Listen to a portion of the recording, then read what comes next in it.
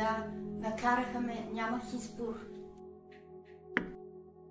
Наказателният кодекс предвижда мерки за непълнолетни нарушители, включително възпитателни мерки.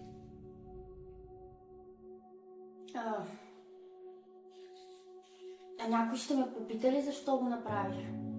Мотивите не променят деянието. Законът е ясен.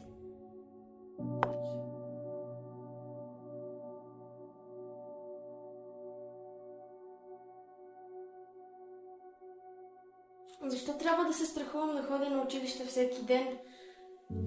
Ми се подиграват за това, че съм различна и ме обиждат.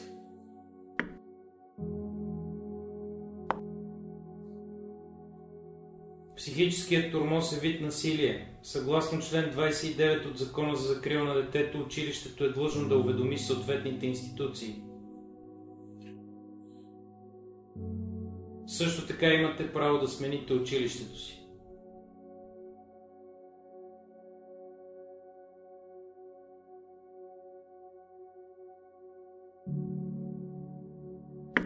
Вече ми писва. За 3 години смених 5 различни центъра, в които да живея. Нови хора, нови задължения, нови правила. Никой не ме пита, никой не го интересува. Преместването винаги се извършва според индивидуалният план за грижи и е съобразено с най-добрия интерес на детето. Интереса на кого? На детето. Съгласно член 15 от Закона за закрила на детето.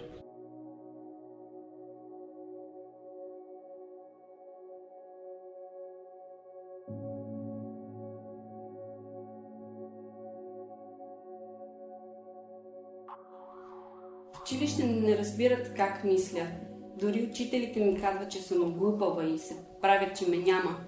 И всички ми се подиграват и ме избягват. Законът за предучилищно и училищно образование предвижда интегрирано обучение, подкрепа за деца с СО. Училището е длъжно да осигури ресурсен учител и подходяща среда. Ако няма такъв учител и просто пишат някакви неща, никой не говори с мен.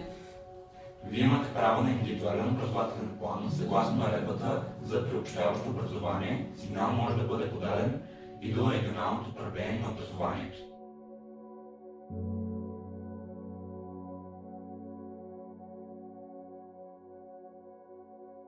Страх ме е.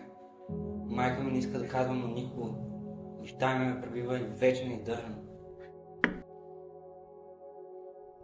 Съгласно член 187 от Семейният кодекс, насилието на деца подлежи на докладване в дирекция социално подпомагане и след това следва разследване.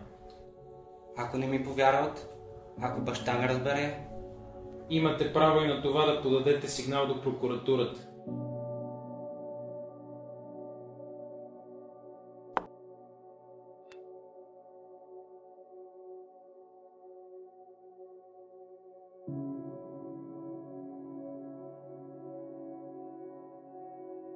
Виж какво, Никол миналата седмица разказа на цялото даскало, че съм излизала с 5 момчета, което е долна лъжа. Реших да взема нещата в свои ръце. Съгласно член 29... И набих шамарите. Не разбирам защо съм тук, като реално беше за самозащита. Съгласно член 29 от Конвенцията за правата на децата, физическата саморазправа е нарушение на основният принцип в член 5 от Закона за правата на децата.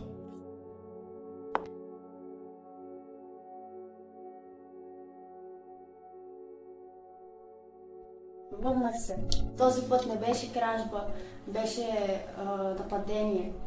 Но пак ме накараха, пак...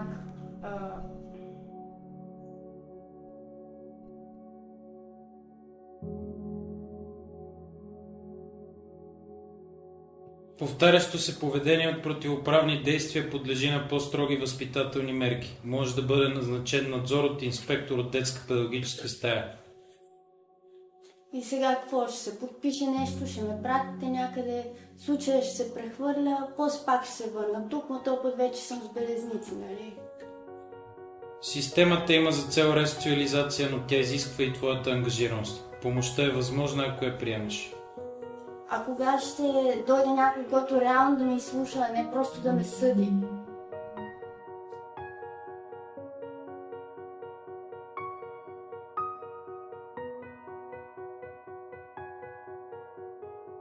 Защо имам чувството, че играем срещу децата?